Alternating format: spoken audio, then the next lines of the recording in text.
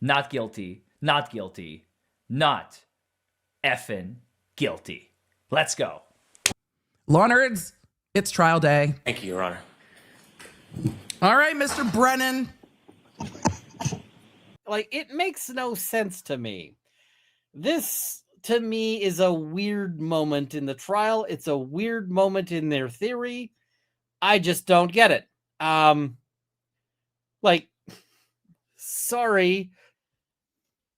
Facts and science. You know, we've seen in the pretrial hearings what facts and science mean to the Commonwealth.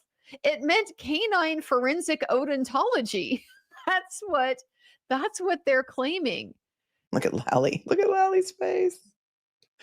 As the facts and science, the mantle that they say that they hold to prove that this accident happened the way that they said it did. It's just kind of wild to think about. Everything that guy just says is bullshit. Right, thank you, Mr. Jackson. Wow. What a working picture. So here's the problem with Brennan in that opening. He has now cashed a whole shit ton of checks that he's not going to be able to cash. He's just written them out. Woo! Writing checks, flipping them out, saying shit up there. The jury has expectations now that he is set with things that were said, with data that he claims is going to prove things, and he's just not going to be able to show it. The evidence in this case will establish above everything else 3 points. There was no collision with John O'Keefe.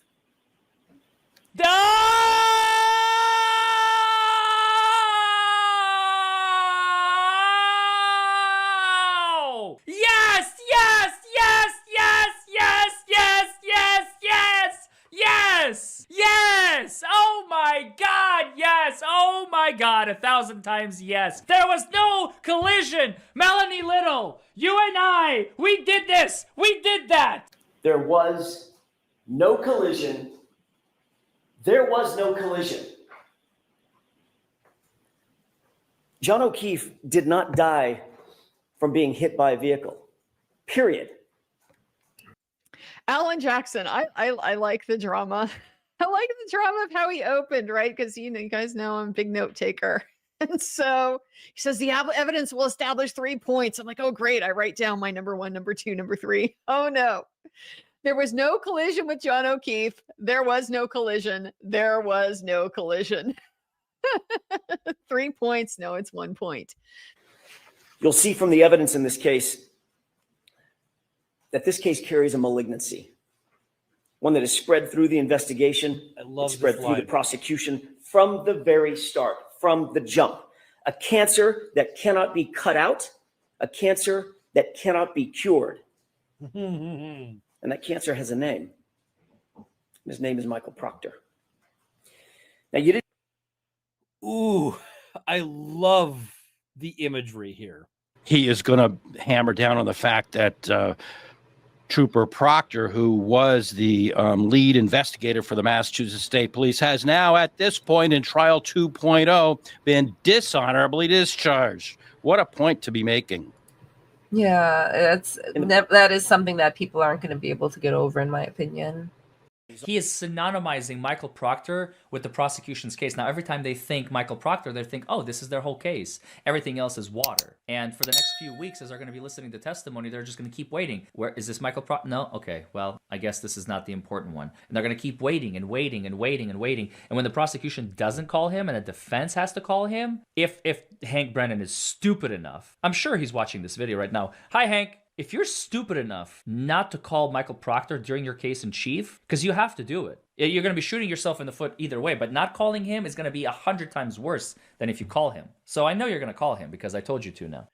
And the thing is, the defense is coming on this right after the prosecution has had a strong opening statement. They cannot play safe. They cannot play nice here. They have to they have to come out swinging. They have to have some theatrics. They have to have some fireworks. And this is the fireworks. And that it's such a strong theme, because that is the reasonable doubt right there. That's the reasonable doubt. There was no collision. His body shows there was no collision. Her car shows that there was no collision. That in and of itself is enough. But now let's tack on the shady behavior by everybody inside 34 Fairview. The cancer of Michael Proctor, because they're going to be connecting everyone to Michael Proctor, right? And Proctor was bad in the first trial, right? Proctor was not good, but Proctor has gone from not good to straight up.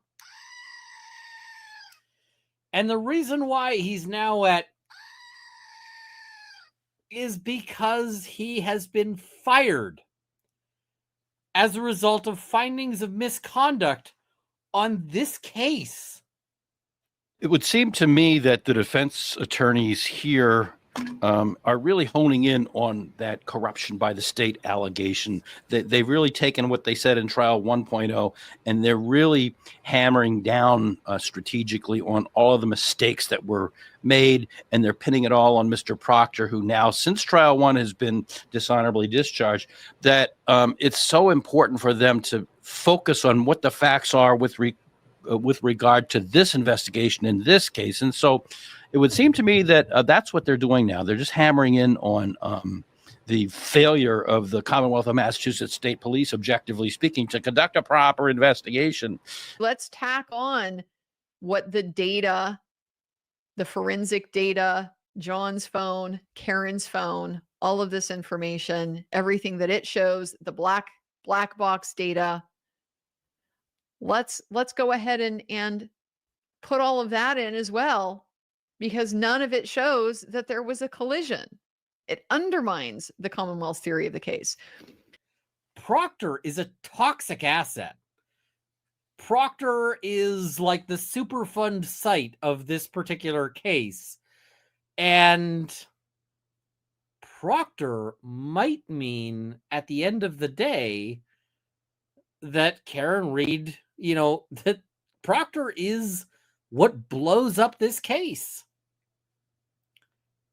See, right there. How do you talk about framing without using the word frame? John O'Keefe was not struck by a vehicle. In fact, facts show he has been beaten. He was in a fight. Now the jury is going to think the word framing. Jackson never said it. That's lawyer work right there, folks. To make the person think the word you want them to think without saying it. That gives it so much more power, so much more panache.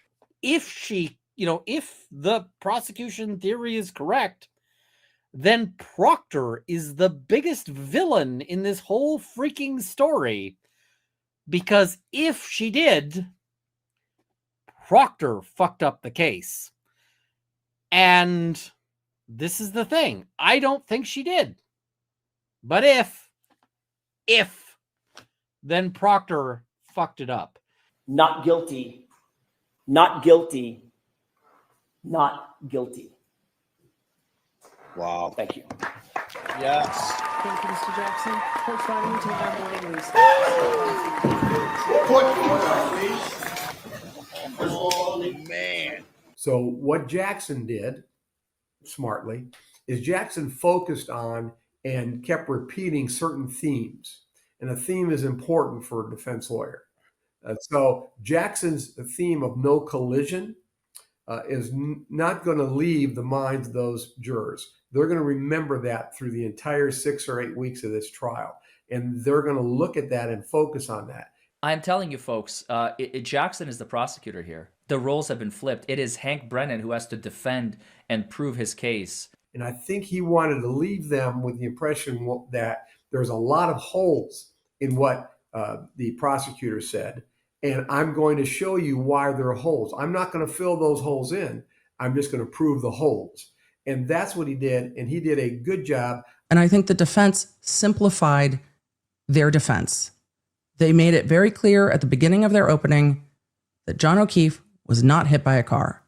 And they focused on the investigation. They focused on the lack of investigation at 34 Fairview. And they focused on the evidence that will show in their argument that John O'Keefe was not hit by a car. I enjoyed his presentation, I guess, just in the theatrical sense of entertainment. He was a little more entertaining in his presentation, and it was easier to concentrate on what he was saying and not kind of waver off and think about, what dinner is like, which you could have done during Brennan's presentation. So the battle lines have been drawn. I think that's very clear now. This is a tug of war over facts, science, and data. And who is going to get to claim ownership of facts, science, and data? It's an interesting configuration because that really is setting up a battle of the experts. That was an absolute masterclass. It is one of the finest openings I've ever seen in my life. That was unbelievable. He touched on everything that he needed to touch on. He towed the line with the third party culprit shit so beautifully. It gave I had on at least 5 occasions I had goosebumps. It was that good. It was that good.